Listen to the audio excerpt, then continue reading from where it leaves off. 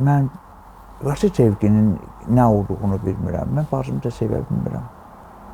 Bu gün o mənim bacımdır da, o mənim qanımdır, o mənim canımdır. Amma mən sevə bilmirəm də, çox istəyə bilmirəm onu. Bu sevgi görməmişəm.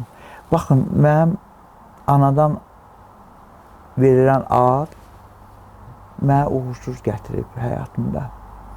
Uçuruma gedirdim, ölümlərlə üzləşirdim.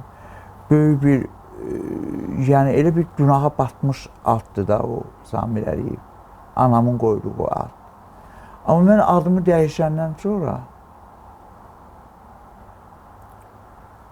mənim elə bir bütün yollarım açıldı.